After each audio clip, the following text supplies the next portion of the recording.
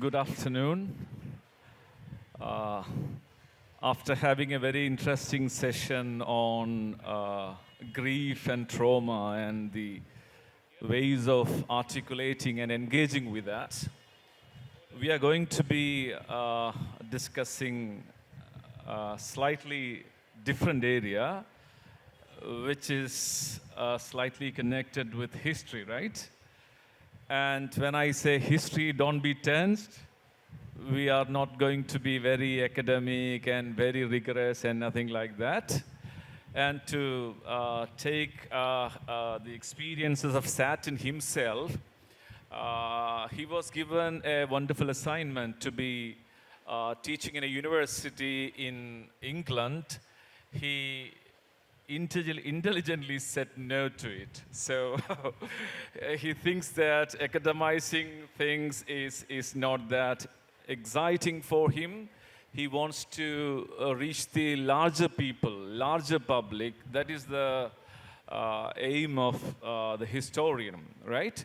So before I start, we have a very interesting book by Anthony Sattin, the titled Nomads, the Wanderers Who Shaped Our World. When I read the dedication of that book, and I was really struck by that particular line. And not all those wanderers are lost, right? And interestingly, that was dedicated to his own wife.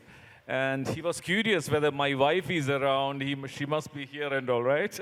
And thankfully, his wife is very much here. And that concern is interesting, and that concern is visible in this book also. The concern for nomads, the concern for the people on the fringe, the concern for people, who are in the bottom. That is why this book, Nomads. To take my own personal experience, while we were doing our postgraduate in English program, so we have two major, perspectives on nomads and nomadic way of life. The first one is, they are very dangerous, they are unmanageable, very complex, unwieldy, cruel, killers, butchers, and things like that. Whereas the other stream looks at them as very romantic, right? They are living their life like that, very light, with the nature, in the nature kind of a people. But unfortunately, the problem with this binarization of this issue is that, you do not get an dispassionate, objective, truthful analysis of these people. So my question is that, why did you undertake such a book on such a people, when people, history is known for, discourses on kings and queens and, royal people. I think recently in India also we have books like that. So what made you to look at history in a different perspective? Maybe in a way of you're looking at from the margin. That's interesting. Yeah, no, that's a really good question. Well, I should say that this is a book about nomads, and therefore, do we have any nomads in the audience? I mean, the first time I talked about this book, there was... Am I close to you? Sorry? The first time I talked about this book, there was somebody from a nomad from Kazakhstan had come to the talk. So, do we have any nomads in the audience? Anybody who lives a nomadic life? Welcome. No, because it's important, and it's important to the understanding of this topic, because we come to it at a time when we all lived settled lives. We all live in four walls, and we take that as a natural state of existence. But for most of human history, that is not how humans have lived. And for many people, that is not how they are suited to live. And yet we live in that way without even questioning it. So happily, we are living through one of the great periods of history writing. On the back of decolonization, Black Lives Matter, feminism, there have been books that have just reevaluated what our history is. And I like to think that my Nomads book will follow on in that tradition. And I came to it through, I've been traveling around the world for a long time, for more than 30 years, spent at least 6 months a year traveling. And I'm not a nomad, but in my travels, I encountered nomadic people. But I come from a country where the word nomad is not really current, apart from, as you say, Mohammed, in a romantic way. Oh, you're so nomadic. And oh, I've been traveling for a few weeks, I'm really a nomad now, or a digital nomad, but the word nomad did not even make it into the first English dictionary in the 18th century. It wasn't a word that anybody used because there were no nomads. But the majority, a huge amount of our planet is not suited to agriculture, but it is suited to nomadic herding. And therefore, a large chunk of our planet is still occupied by nomads. So in a way, the question that I asked is, well, why is this so unusual? And why? I studied history at school, the whole way through school, and at the end of it, I could name 3 nomads mentioned in the history book: Attila the Hun, Genghis Khan, and Timur, or Tamburlaine. And they are presented as killers, as, their only role is as a destructive power.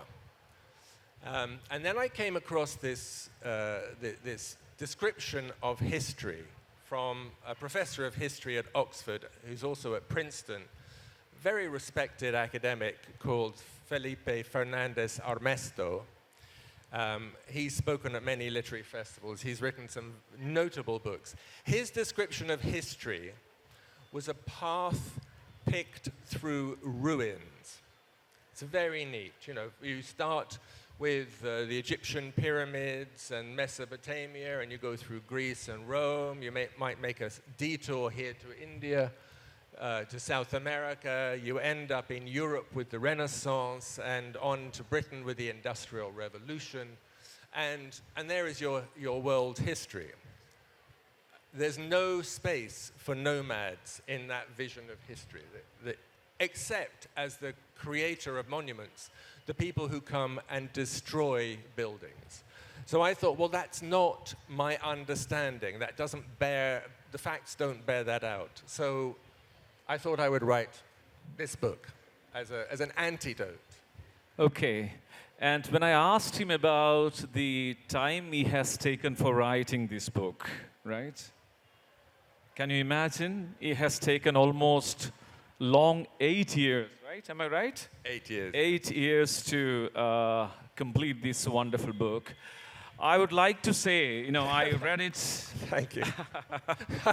Thank you. And he said he made a very interesting comment just before this conversation. Though we are doing a very serious, discussing on a serious topic, we don't want to make our conversation serious, right? The topic may be serious, not the conversation.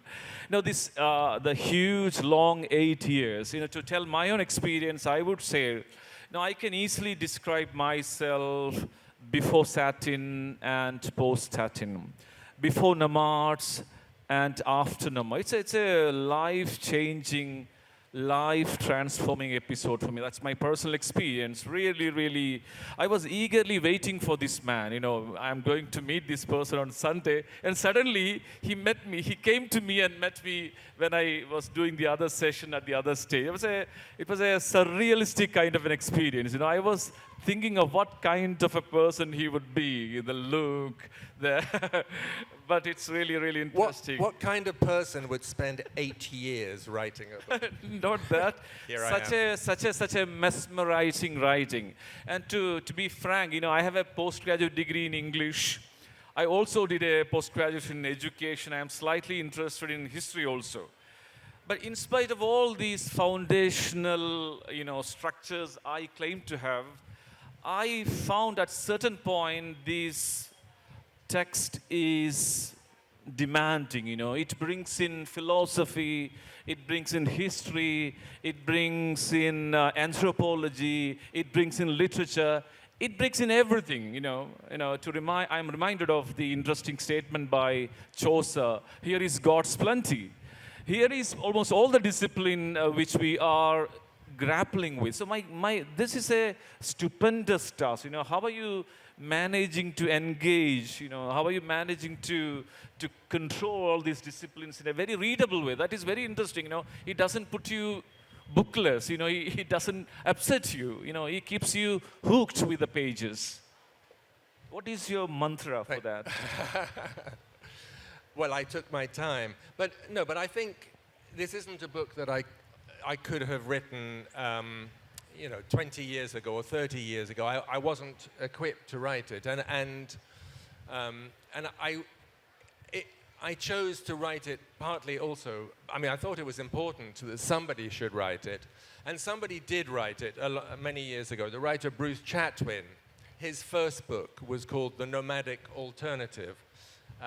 But it's such a big topic, and because it was his first book, he didn't manage. I've read his manuscript. It will never be published, but because it's not very good. But I wanted to set myself a task that I didn't know if I could succeed, because I'm of an age where I think I should challenge myself, and the book that I published before this was a biography of Lawrence of Arabia, which I enjoyed very much, but was not a challenge like this was. So everything I have ever thought, everything I have ever experienced was needed in order to write this book. It touches, as you say, Mohammed, on everything. It's 11,500 years of history. And when I was talking to my publisher about it, before I started, he was looking very worried, and he said, "How big is this book going to be?" And I said, "No, I'm a storyteller, and I want it to be readable, and I don't think anybody needs to read a book. Most books should not be more than 350 pages long, so that's what this is under that. But there's a really important topic here, and it's wonderful to be here on a Sunday afternoon in the sunshine on the beach on this special day in India, here in Kerala. But this topic is really important because most of us, as I said at the beginning, never think about the fact that maybe living within four walls and with all the things that we are encouraged to buy and all the ways that we are encouraged to think, we never think whether that is our natural state, whether that is our best self. And in mentioning all the disciplines I bring into this book, for instance, you omitted, because there are so many, to mention genetics. And there's some research being done in the United States that has identified a variant gene among successful nomads in East Africa. And because not all nomads are equally successful. Some are very good at it, some are not. So this variant gene was found in successful nomads. But it was also found, the same variant gene, in children in the United States who were diagnosed with learning difficulties, ADHD. And the implication behind that is that some of us are simply not wired to spend our lives in the same place, not wired to live within four walls. And particularly, I think, for that child, not wired for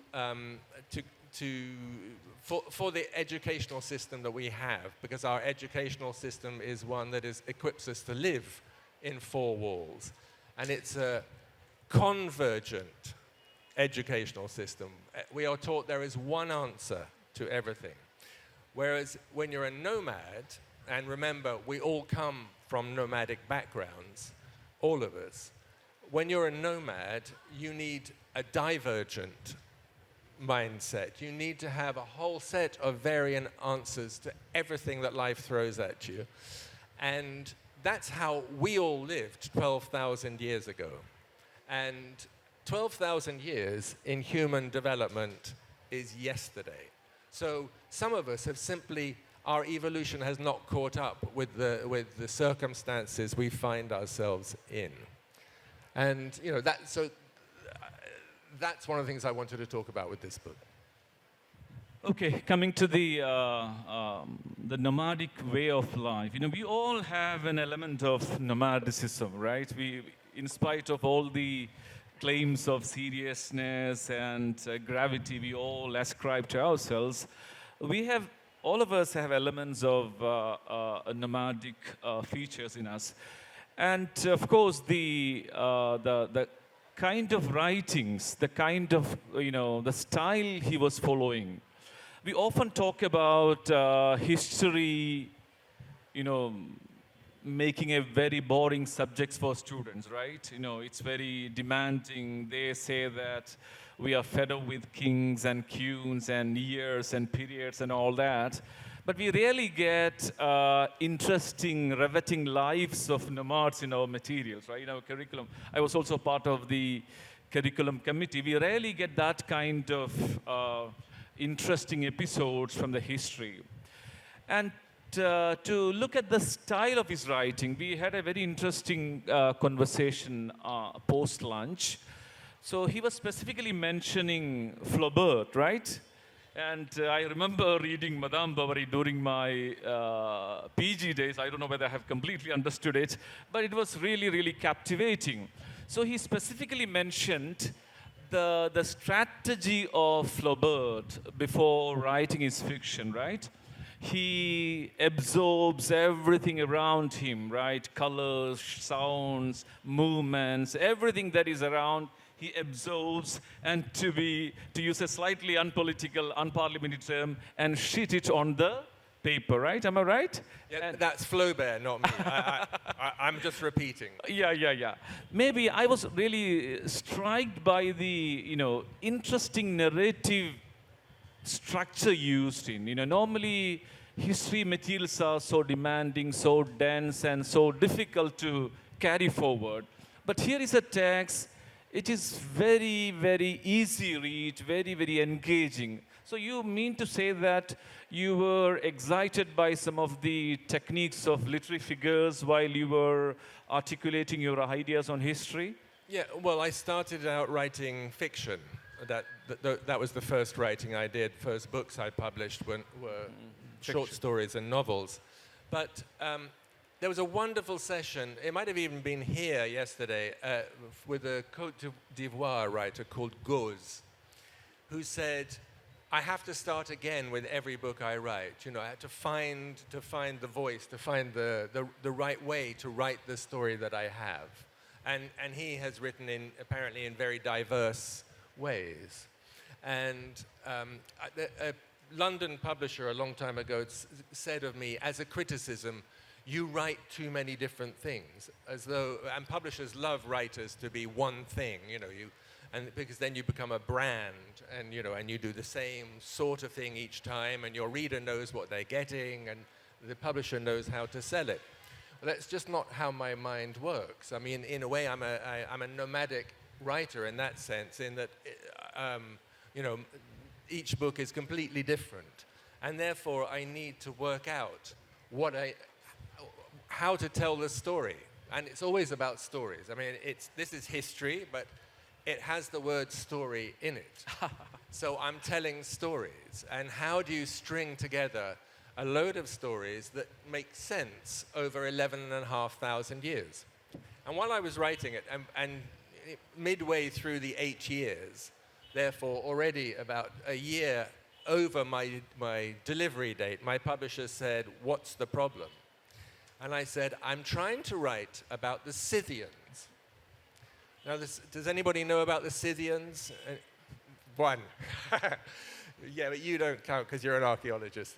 Two, yeah, the British Museum had a major exhibition about the Scythians a few years ago, and almost everybody I knew said, who the hell are they? why would we want to have a major exhibition about the Scythians? And the problem with the Scythians, well, there are many problems with the Scythians. One of them is we don't even know what they called themselves, because they didn't call themselves Scythians. That's a name that the Greeks gave them. And they appear in history at about 600 and something BC. And they effectively run a confederation of tribes that looks very much to me like an empire that stretches from the Mediterranean the whole way to China. Now, this is at the time of the Roman Empire around the Mediterranean and the Han China in the East. In the East, these people are known as the Xiongnu, but we also don't know what they called themselves. They did not call themselves the Xiongnu because that translates as illegitimate offspring of slaves. And I don't think there's anybody who would willingly call themselves the offspring of slaves. So, but across this vast, vast territory north of the Caspian Sea that stretches, larger than the Roman Empire, there seems to have been a confederation of tribes who were certainly in touch with each other, because in their burials, and the problem with nomads is they leave so little behind, but they do leave burials. So in their burials, in the East and in the West, they have the same things. They have Greek-inspired gold jewelry. They have Chinese silk. They have Persian carpets. Now, obviously, these people are the link between the two empires, but they've left behind no records at all. And so how do you write about them? How, where is the character? I'm looking for a person I can write about. So, yeah, it took a long time. And in the end, it gets filtered through the Greek historian Herodotus or the grand historian of China, who do write about these people, and Herodotus from almost first-hand experience. And then you've got a detail you can hang on to, because otherwise it's just one of those histories which is facts and dates and the battle of this and the destruction of that, which is not what I wanted to do. Okay, it's very interesting to see that, he doesn't really believe that, surgical distinction between fact and fiction, right? There is, the word history has story with it, right? So that's very interesting shift maybe happening in the historical narratives also. You exactly do not, isolate these two. And when I read this book, I was really, excited to see so many big names in history coming. Herodotus coming, Machiavelli coming, Ibn Khaldun coming, Sima coming, right? And interestingly, all these historians are from a different period of time with different orientation and different conceptions on literature, right? So what is the real use of these people coming? Is it a narrative technique which is guiding your articulation of nomadic life? So how exactly you look at the whole idea of history? Well, yeah, what is history? I mean, there's a big question. We need more than half an hour for that. But it's more than a path picked through ruins. And what I'm trying to do here is, I start at a place called Göbekli Tepe, which we all should know about. It's the most important archaeological site in the world. It was only discovered in the 1990s. It's in Turkey, not far from the Syrian border. And it's a series of T-shaped pillars cut out of limestone, about 10 feet high, and arranged in a circle, 12 of them, with two bigger pillars about 16 feet high in the middle. And on these pillars are carved humans and animals. This has been dated back to 9,500 BC. So that's 7,000 years before the pyramids in Egypt, or the ziggurats in Mesopotamia. This is This is so early. Everything, therefore, gets rolled back. And who were these people? We don't know. They were initially, it seems, people who lived on the move, who came to this place for some sacred reason. There was something about this place that was important to them. And it was also connected to migration of animals, because they were hunters. So they killed animals, they ate them, they brewed industrial quantities of beer, and so clearly got drunk as part of a sacred ritual. And initially, they may have moved on. But at some point in the building of this place, because to cut large pieces of stone and to move it, they didn't move it very far, but still, to move it takes a lot of people. And you can't sustain more than, I think it's about 20 people, maybe even less than that, per square mile as a hunter-gatherer. So these people, in building this place, consumed everything that could be consumed around there. And they did this over a period of at least 1,000, maybe 1,500 years. And they didn't just build the one site. I write about Göbekli Tepe because it was the only site that had been discovered when I wrote the book. But since then, nearby, they have found other similar sites. And in the nearby city of Sanliurfa, they found the earliest life-size statue of a human, man-size, carved out of limestone, freestanding, from the same period. So clearly, out of this nomadic lifestyle came, well, everything. I mean, it was always said that nomads didn't build, but clearly these nomadic people built this extraordinary site. And settled there for a while, it seems, and then something happened, and they abandoned it and moved on. But the archaeology on this is so new that we simply don't know very much about them. So again, writing about these people, I mean, how do you write about them? So you need to string together the stories that people have. I mean, I wrote about Göbekli Tepe because I happened to meet Klaus Schmidt, who was the German archaeologist who discovered it. And he wasn't part of some great mission. He had been working with a German mission in Turkey, and when everybody else went away, he stayed behind because he felt there was something important about this place. And he was told that there was an area where there were some flints, and he knew that flints were not native to that place. And he knew that you use flints to cut stone. So he went looking, and the tops of the pillars were visible. And other archaeologists had looked at it and said, well, this is Byzantine or that period, so only, maybe 2,000 years old. And they left it, not worth excavating. But he went because he knew flints meant Neolithic, meant much, much, much earlier. But how do you then make a story out of this? Well, it's about the character. So that particular story of Göbekli Tepe is really the story of Klaus Schmidt, this man who has the conviction to give up his job, persuade his wife that he's German, that they're going to live in Turkey, rent a house, raise the money, and persuade the Turks to let him dig. Now his gamble paid off, and he'll be I think in future years he will be like Howard Carter with Tutankhamun. He will be one of those sort of token archaeologists, but he's still relatively little known. But it's those characters that can make history come alive. And,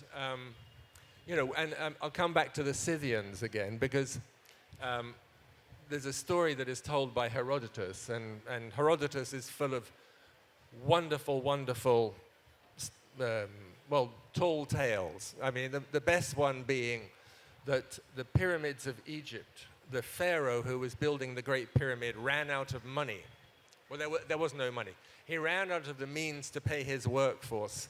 So his daughter prostituted herself to keep the men at work. I mean, clearly this is not true. There were thousands and thousands of people who worked on the Great Pyramid. But he also talked about the Scythians and how the Persian Emperor Darius, the Great Darius, goes with this huge army of 700,000 people to conquer the Scythians. And on his great inscription, Darius didn't leave many inscriptions, but there is this great inscription in Iran at Besitun. He talks about having defeated the Scythians, but he didn't. And Herodotus tells it this way, that this huge army moves into Scythian territory, and the Scythians move away from him and keep on moving away and keep on moving away. And finally, he sends a fast rider to speak to the Scythian king and say, look, why are you running away? Either stand and fight or pay me tribute as your sovereign. And the Scythian king, this is what Herodotus records, says, why would we fight you? We have no cities for you to destroy. We have no crops that you might burn. Why would we fight you? We are just moving around our territory as we always do. And in the end, Darius went home without having fought and wrote this inscription that he had conquered the Scythians, but he didn't. But so getting hold of the Scythians is very difficult. There's another legend about a Scythian queen note. I mean, it's difficult to get women into this story because of the records are mostly kept by settled people, and settled historians tend not to write very much about women. But we know there was a Scythian queen called Tomiris who defeated the great Darius's predecessor, Cyrus the Great, who created the Persian Empire, and chops off his head because she had told him, you don't want to fight with us and we don't want to fight with you. And he said, we are coming for you. And she said, you will drown in blood. So the story goes that she has his head chopped off and it gets put in a vat of blood. And she's a character, and she has a motive. She has a motive because the Persians have killed her son. So she's a grieving mother. And when you have characters like that, you can write a history that is worth reading, that is not just for specialists, but is for everybody. Okay, that's a slightly lengthy answer, and takes me to the next question. When I read that nomadic life described, right, it has the excitements, the turbulence, and the unpredictabilities of the lives of nomads, right? But I was seriously searching for how would be the life of women in the nomadic way of life. But sadly, I don't know whether my observation is right. That segment of life is unfortunately missing in this book. You know, how would be the woman and their nomadic experience? Of course, we get a lot of excitement in the nomadic way of life of men, but that woman's side is slightly missing. How would they look at the whole idea of moving beyond the territories and borders and all? Yes. Well, I mean, again, the records are just not there. I mean, for instance, Babur, who creates the Mughal empire here, comes from nomadic background. He's the... Yeah, I know that. You know, you have some interesting examples. He's the great-grandson of men Timur. taking opinions from women and all. Of course, Babur's grandmother is so politically intelligent. She's advising him. Some other interesting women person come as an object of men within the nomadic lifestyle. So my point is that I couldn't find any woman of agency. I don't know whether to use that word is correct at this point of time because we are talking about nomadic way of life. But even then, that was slightly missing. Most of the time, they were acting according to the women fancies of men. I agree. And I mean, we know that with the Mongols, for instance, the whole way through the Mongol period of ascendancy, from the 1100s to the 1500s, you know, that women have a major role to play in decision-making, in appointing the great Khan. You know, they are center of power. But, you know, it would have been easier to write about nomadic women today, but this is not a travel book. And I, you know, there's only one encounter. There's an encounter at the beginning of the book that I have with nomads, and at the end. But I don't want it. I mean, I try not to write about myself. I want to write about others, and so I didn't want to write about the nomad women that I have met. I didn't think that was. That wasn't what I wanted to do. But you're right. I mean, they are absent, and it's really difficult to find them in the record. But you know, there is great work being done in putting women into the historical record. There's a woman, an archaeologist in England, Rebecca Ragg Sykes, who's writing about Neolithic women. You know, and if you think I had difficulty with nomads, Neolithic women. Yeah, that's really tough. And you know, and Ramirez, the academic who wrote Femina, you know, the women are coming into the historical record. And I mean, because I said at the beginning, it's a great time for writing about history, because these things are being, you know, there is space for this sort of discussion now.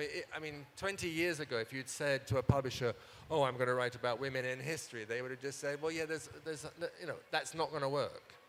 But we are at a stage in our history, in our lives, in our world, where things are so confused, where you know, where we, you know, we are living in post-truth, as the novelist Lynch said yesterday. We're living in, you know, in the age where there's so much misinformation out there, and also in post-colonial, you know, this new world that we're in, that everything is of interest, and everything needs to be reevaluated. And I think, you know, with the role of women clearly needs to be, you know, to be talked about much more. And there are people beginning to do it, but no, I couldn't. There wasn't the material to put it in here, unfortunately. Okay. So we often associate, you know, bloodshed, you know, gory details, violence, vengeance, with these, you know, kind of kings of this nomadic tribe, right? As if violence is associated with only this segment of people. Violence is always part of this kind of life. So we have very complex, gory details of killing, you know, murders and vengeance and revenge. So how do you look at the whole scenario of bloody, gory details that you saw in this period? Well, yeah, I have been accused of being an apologist for Genghis Khan and for Timur, these two great Mongol conquerors. Timur, in particular, was said to have killed so many people when he attacked Baghdad that he killed everybody in the city and built pyramids of their skulls outside the city. But that's an account written not by a Mongol historian, because there is an account from the Mongol times, but it doesn't mention that. It's written by an Arab, and who is not entirely objective. And the suggestion that the entire place was destroyed is shown to be slightly exaggerated. I'm not trying to downplay what happened, because clearly it was pretty horrific. But because within 10 years, Baghdad is once again one of the trading centers of the world. It's one of the most important cities in the world. Well, if it was just completely erased from the map, I don't think that's borne out by its subsequent history. But there's also a reason why nomads tend to be violent in their attacks on cities. Because, and this is really, really important point, because, well, for instance, with Genghis Khan, each of his warriors has at least 2, sometimes 3 horses. And in order to do siege warfare that might go on for 6 months, they have to feed their horses and themselves. How are they going to do that? So siege warfare is not good for nomads. You need to have a very, very quick attack. So what they would do when they came to a city, and it was the same with Timur as well, with Tamburlaine, was to say, open your gate, pay us tribute, we will appoint a governor, and you can carry on your lives as you did before, and we will just go on. But if you don't, we will destroy you. And then they gave an appointed time, 48 hours, for the elders to come out of the city. And if they didn't, then they were attacked. And they were attacked, for, as I say, for this reason, that it was very difficult for nomads to maintain a long siege. And so if they had to attack a city, the hope was the next city down the road would hear what happened and open the door. And that usually worked. But yeah, it was also a time when, you know, for instance, it's the same time as the Crusades. I mean, the Crusades were not nice people. They killed an awful lot of people wherever they went. It was a time when men went to war, they killed a lot of people. That's what happened. But that's, I mean, you know, that's an incidental in the book. I mean, what I'm really trying to get at is this shifting relationship between nomadic and settled. And as I said at the beginning, I'm starting from a point where everybody lives on the move. And I end with now, when more than 50% of us live in urban environments. By 2050, 75% of the world's population will live in urban environments, 75%. And most of us in apartments, and therefore with no direct access to the natural world. And the consequences for that, which is one of the reasons I wrote this book, are enormous, enormous. And nomads, as I was saying to you before, are at the forefront of feeling the effects of climate crisis, because they don't have plan B. They can't turn on the air conditioning when it's too hot, even in winter, as it is here. So, for instance, in Mongolia, which, you know, where people have been herding for as long as we know, more and more nomads are having to give up their nomadic life and are now living in and around the capital, Ulaanbaatar, because the winters are now so cold that their horses can't scratch through the ice to get to the grass. And the summers are so hot that the grass dies anyway. So all their animals died, so then they go back to the city. And this is happening around the world. So one of the reasons I wrote this book was because of my concern about the climate crisis and the fact that we, lovely, settled people, are divorced in so many ways from it. Yeah, it might rain more, it might rain less, it might get hotter in the summer, it might get colder in the winter. We were saying, my wife and I, that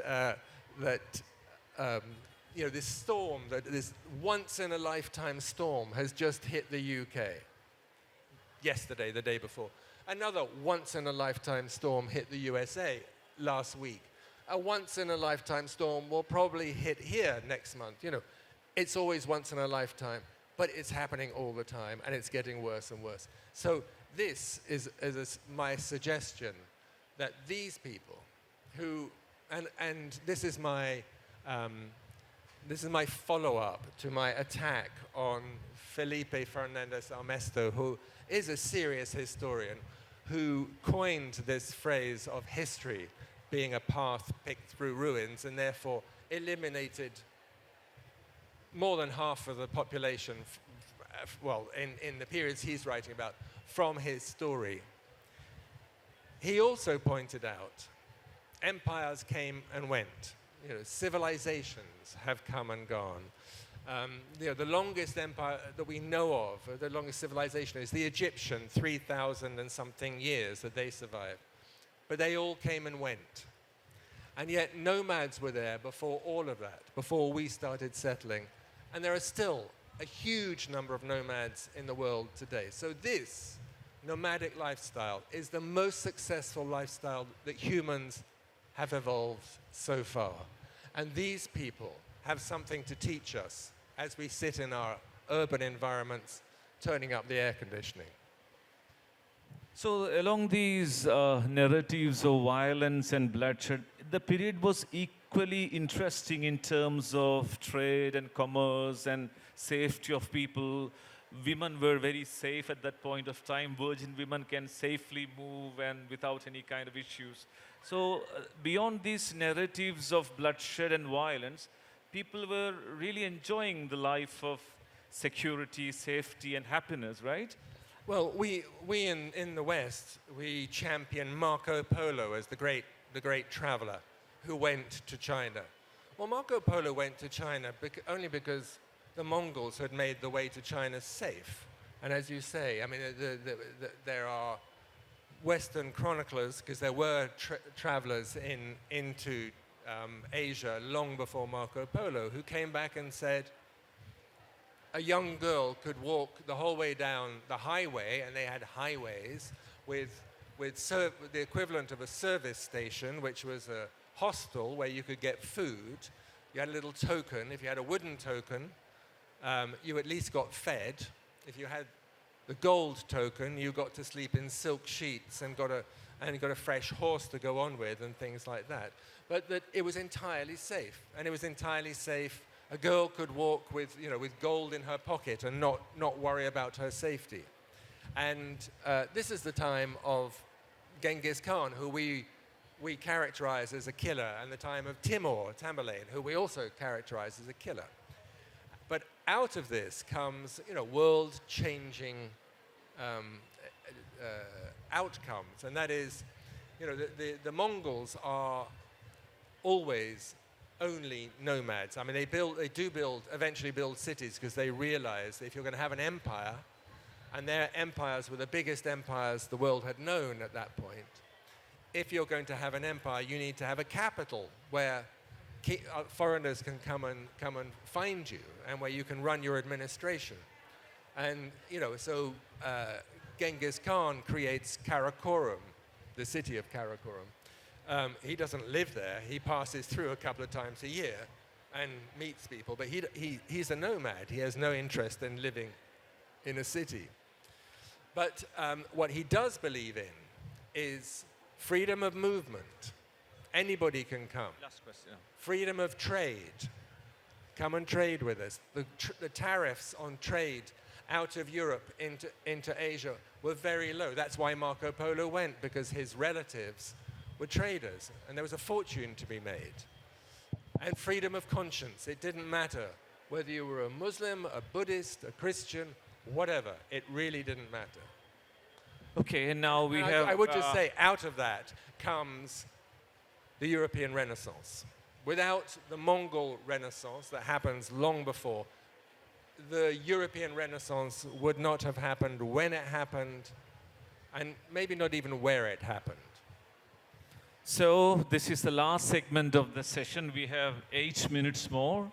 So we'll have a very short Q&A. So you're very, very welcome to have your questions aired and get it clarified.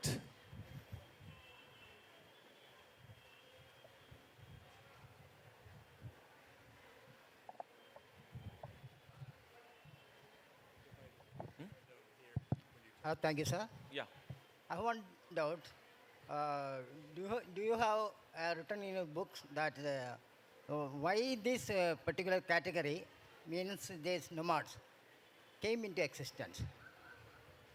What is the reason these nomads are still alive or still in this all throughout this country, throughout this nation?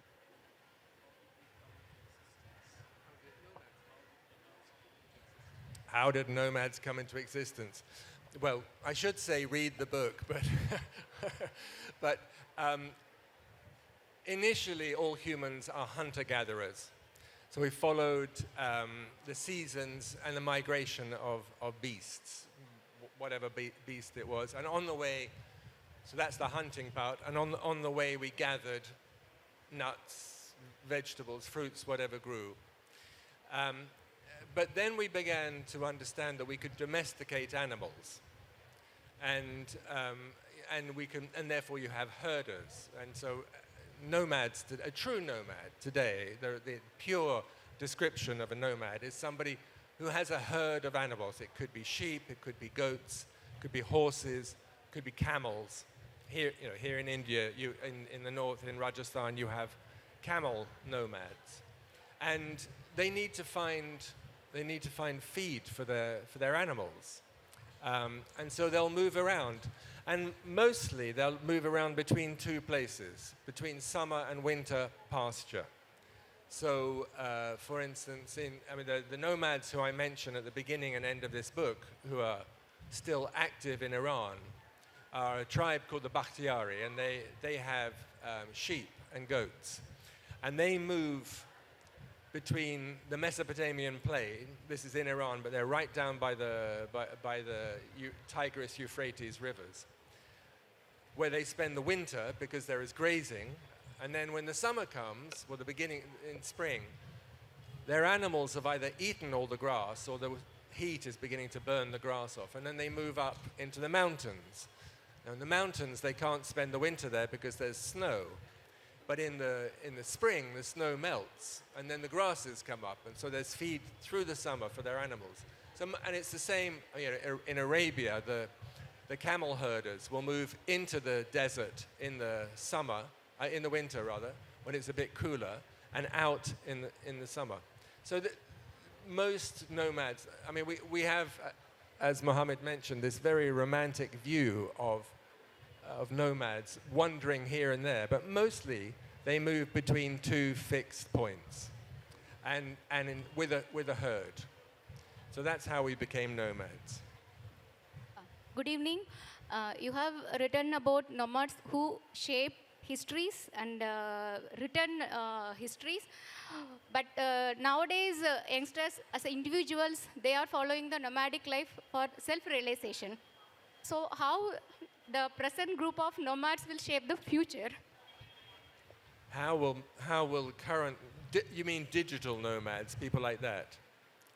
How will digital nomads shape the world? Well, there's one good thing about digital nomads, and that sort of allows you to put them under the bracket of nomads. And that is, in order to move around, and these are people who will move from one place to another, very often because the rent is cheap and they're doing something online, they're doing online work. They have to live lightly. And one of the absolute tenets, central points about nomads is you can only have in possessions what you can wrap up and either carry yourself or put on your animal. So but by definition, a nomad travels lightly, which is why I am not a nomad. I have too many books. But they are not true nomads in the sense that their connection with the natural world, which I think is increasingly important, does not exist. So their carbon footprint is very big, and they have access to things like air conditioning and a roof over their head. But I think they will increase. The projections for the number of people who will live like that are enormous, and the implications for statehood, national identity, are really interesting in that, because as I'm sure you know, we're living through this very frightening time of rampant nationalization and the building of borders. I also wrote this book as a protest at Brexit, because I believe in freedom of movement and freedom of trade, and Brexit does not. And I think that anybody should come to the UK who wants to come and work and make their life and therefore the country better. And by that definition, a digital nomad is a threat to a Brexiteer, just as it's going to be a threat to Donald Trump once he's got his new borders up. But I don't think you can stop people. I don't think barriers are, there is no physical border. And one thing that my book shows, the Romans were paying the Parthians to build walls against the Scythians. It didn't work. The Chinese built the Great Wall of China to keep out nomads. It didn't work. If people are determined to move, they will move. And it's what happens when they get there. And I think, we live in a very connected global community, and I'm all for that. But there are consequences to your sense of identity, national identity. I come from London, but I go on the metro in London, and I'm usually one of the few people who's speaking English. I happen to like it, but I know a lot of people don't. So we have 38 seconds more. Would you make it faster? Yes. What do you think about Mr. David Graeber's book, The Dawn of Everything, which seems to be very popular, which reconceptualizes a lot of our history in terms of hunter-gatherers? Yes. Well, it's Graeber and Wenrow. Excuse me. No, because it's important to mention both. Because it's a very happy combination. If you haven't read that book, after you've read mine, please read that. I think it's brilliant, and really, I think it's very, very interesting. And it's part of, as I was saying, the sort of reimagining of history in the way that Peter Frankopan's Silk Roads also reimagined. But Graeber and Wenrow are more interesting, even more interesting than Frankopan. So thank you very much. Our time is over. You all know that no conversation is comprehensive. We need to have discussion outside. That's always interesting. So thank you very much for listening to our conversation. Thank you, Sattin, for giving us this life-changing material for all of us. We wish you all the very best for your future endeavors and enterprises. Thank you. Thank you very much. That was Anthony Sattin and Mohammed Shiyas having a conversation on the book, The Nomads, The Wanderers Who Shaped Our World.